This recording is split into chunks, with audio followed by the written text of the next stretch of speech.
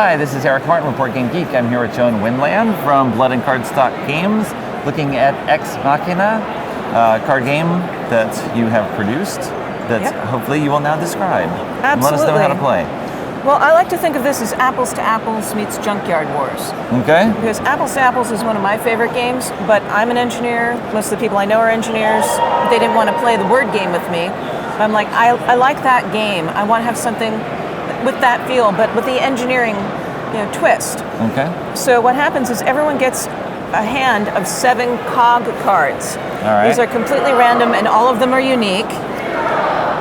I'll show off a few here. And we'll show them off. And everything from socks to a particle accelerator in usefulness. Okay. Okay.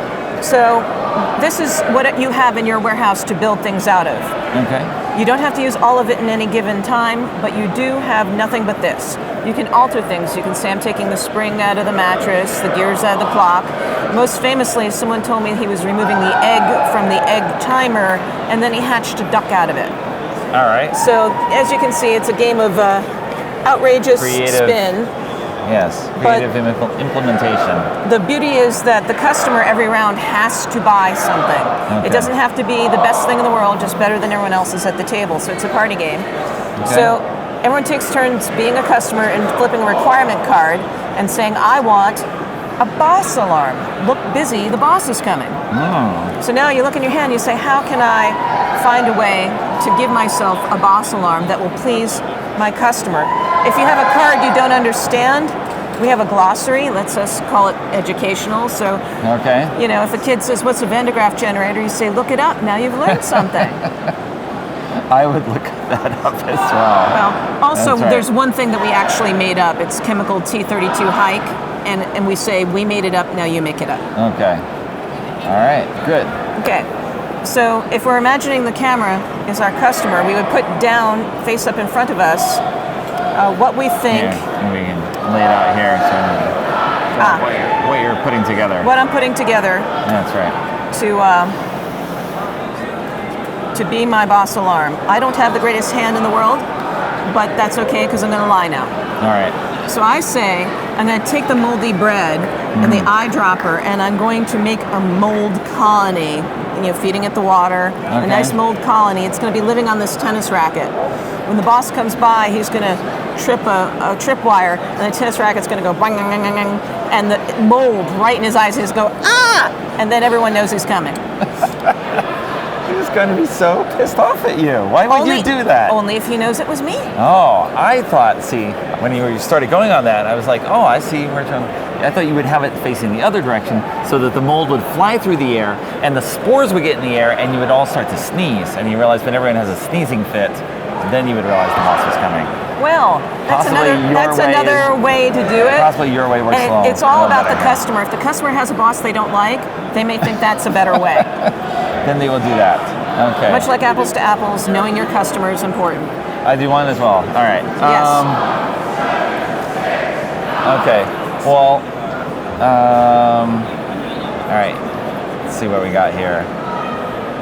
Okay. I was trying to get the right way to do this.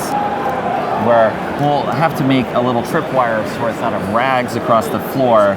When he does that, we'll have it set up so that somehow we can plug in the extension cord at the same time, and we'll pull and complete the socket because we've replaced the charcoal actually with electric grill. It's not charcoal grill anymore. We turn on the grill, and the grill starts burning the incense, and we alert this great chamomile smell in the office. I like chamomile. And hopefully it heats up enough in time to warn us before the boss comes. Okay. Now the customer would arbitrarily decide, I like this one better than that one, right? Okay. So let's say the customer chose you. Yes. You would wind up with the boss alarm to keep score with. These cards would leave the game entirely because you sold them. You would draw back to 7 cards. I would be stuck with these cards because I didn't sell them, and I would get 1 extra card for trying, thus giving me a slight edge over you. That's right. And then there'd be a new customer. Bigger Goldberg machine next time. And the new customer would ask for an emotional stunt double, and we'd have to build that. Whoa. So it goes around and around until someone's won either 3 or 4 inventions, depending on the number of players. Right. And mostly it's just a whole lot of laughing and lying, and it gets more outrageous as you go. my father made the teleporter out of dry ice and socks. Okay. And I was like, you're going to have to explain that one. He goes, well, you take the dry ice and you make the socks so cold, they become super conductive. Now, there's no resistance between your feet and where you're going, so you're there. And I was like, I can't argue with that, but now I'm terrified of how good a liar my father is. That's not something you ever want to know. All right. But we can do another round if you like, or you can say, I get it now. What would you like to do? We've got ice cream over on the side here. So ice cream, so you would like to I'm going to head off for ice cream. That's fine. There. That's right. We also make Showbiz Shuffle, which is a Hollywood game, and Counting Z's, which is a dream game. Okay. I think we're the only ones with a dream game on the market. So that's our unique game. Well, is it actually about dreams? What are you doing with the dreams? You're actually falling asleep and building your dream one element at a time. Okay. If you can successfully add a card to your own dream, then you're still asleep, which means you're still playing. And then you can put an element into someone else's dream, because you don't have complete control of your dreams, right? Right. Or you can play an action, or you can discard. But you're just trying to get a good night's sleep. Other people keep trying to give you nightmares, because the nightmares are, of course, worth less. Okay. And it's enough like actual dreaming that there's a sleep therapist in Portugal that uses my game to talk to children with sleep disorders. All right. It's interesting news.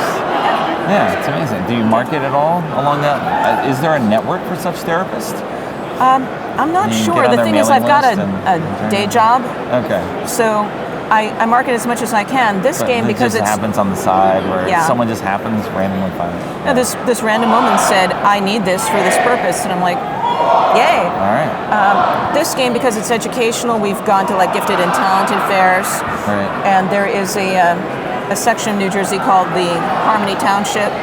And they have me come in once a year and I give a talk not just about game design, but also about engineering, because I'm an engineer in my day job. Right. So we talk to the kids about those two careers and how you can use one to fund the other. And then they all play the game, and you can watch them become more creative.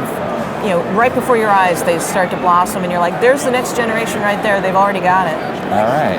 I could definitely see homeschooling stores, something along those lines as well. Yeah, probably. Definitely that type of market. I'll take that advice. Thank you. All right. Thanks for the overview of X-Machina.